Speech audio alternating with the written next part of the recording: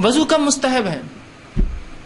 وضو کب مستحب ہے؟ تو آئیے، وضو کب مستحب مطلب اچھی باتیں کرنا ضروری نہیں ہے لیکن مستحب ہے. اللہ کا کوئی بھی ذکر کرتے وضو کیجیے، مستحب ہے ذکر و اذکار کے. دوسرا، ہر حدث کے بعد وضو کرنا مستحب ہے. ہر پیشاب یا پیخانے کو جا کے آنے کے بعد وضو کرنا مستحب ہے، مطلب کبھی بغیر وضو کے آپ نہ رہیں، مستحب ہے. تیسرا، غسل جنابت سے پہلے وضو کرنا مستحب ہے. اس لیے میں نے دیکھی شروع میں کہا تھا وضو مستقل عبادت ہے.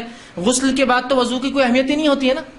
اگر کسی غسل نہ ہوتا کیا وضو کام کریں گے نماز کے لیے؟ نہیں، لیکن اس کے بعد بھی رسول اللہ غسل جنابت کے غسل سے پہلے وضو کرتے.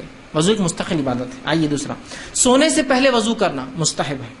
حالت جنابت میں کھانے پینے اور سونے سے پہلے وضو کرنا. آپ نے ہم بستری کی بیوی سے اب سونا چاہ رہے ہیں یا کچھ کھانا چاہ رہے تو وضو کرنا.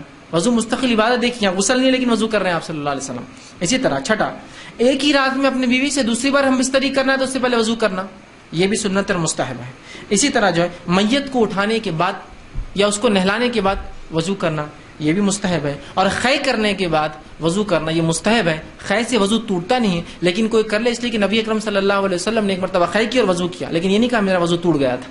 تو اس سے کہا مستحب ہے کہ خے کے بعد آپ وضو کر سکتے ہیں. تو یہ تھے کب وضو کرنا مستحب ہے. آئیے، وضو کب فرض ہے؟ کن عبادتوں کو وضو لگتا ہے؟ آئیے، صرف دو عبادتیں جن کو وضو فرض ہے، ایک نماز اور دوسرا طواف. بس نماز اور طواف دو ہی عبادتوں میں وضو فرض ہے. اس کے علاوہ تمام میں مستحب ہے، سنت ہے، اچھا ہے، مستحسن ہے. جو الفاظ اچھائی کے لیے ادا کر سکتے ہیں، مباح ہے، وہ آپ کر سکتے ہیں. فرض نہیں ہے. فرض صرف دو عبادتوں کے لیے، نماز اور طواف کے لیے. ٹھیک. اسی طرح دو مسئلے جو لوگ ہمیشہ پوچھتے ہیں اس کا جواب دیتا ہوں اور بات اپنی پھر ختم کروں گا، جو بار بار لوگ پوچھتے. پہلا مسئلہ، سلسلۃ البول، مطلب ایک انسان کو ایسی بیماری ہے کہ اس کی شرمگاہ سے یا تو ہوا خارج ہوتی رہتی ہے یا پیشاب کے خطرے نکلتے ہیں. سلسلۃ البول جس کو بولتے ہیں، مطلب پیشاب یا پیخانے کی جگہ سے مسلسل کسی چیز کا جاری رہنا. اب ایسا شخص کیا کرے؟ تو ایسا شخص یاد رکھے جس کو پیشاب کی بیماری ہو، خطرے گرتے رہتے ہیں، تو وہ سب سے پہلے جب وضو کریں گا، نبی اکرم صلی اللہ علیہ وسلم کے داماد علی بن ابی طالب رضی اللہ عنہ کو یہ بیماری تھی. آپ کو شرم آئی اپنے سسر سے سوال کرنے کو، چونکہ اب رشتہ بھی ہے نا، تو آپ نے دوسرے صحابی سے کہا تم پوچھ لو جا کر، ذرا میرے کو شرم آ رہی.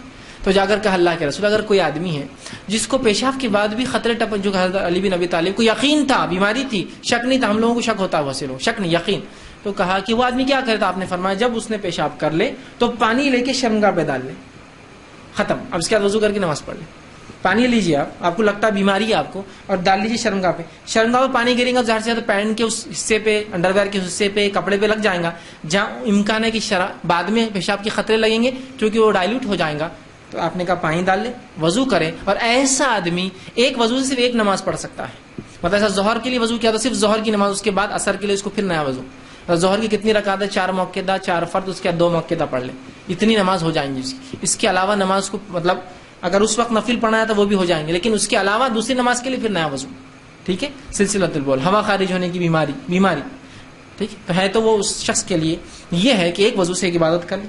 اسی طرح استحاضہ والی عورت اور وہ عورت جس کو سفید پانی کی بیماری ہوتی ہے، لکوریا جس کو کہتے ہیں. استحاضہ مطلب ایک خاتون ہے جس کو حیض نہیں آتا ہے، حیض کے دنوں کے بعد کبھی تو بھی کچھ دن بعد کچھ خون نکلتا، لیکن وہ حیض کا نہیں ہوتا. ایسے خون کو عربی زبان استحاضہ کہتے ہیں.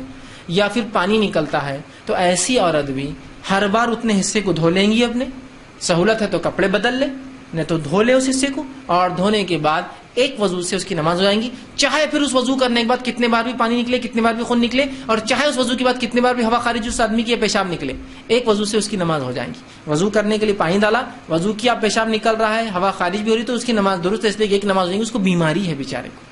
ٹھیک ہے. تو کہا ایک خاتون آئی اور کہا اللہ کے رسول مجھے بیماری ہے، خون نکلتا ہے حیض کے بعد بھی. تو کہا یہ استحاضہ ہے، لہٰذا ہر نماز کے لیے تو وضو کرو. آپ نے فرمایا صحیح مسلم ابو داؤد کی روایت میں فرمایا ثم توضئی لکل صلاۃ، تو ہر نماز کے لیے ایک نیا وضو کر.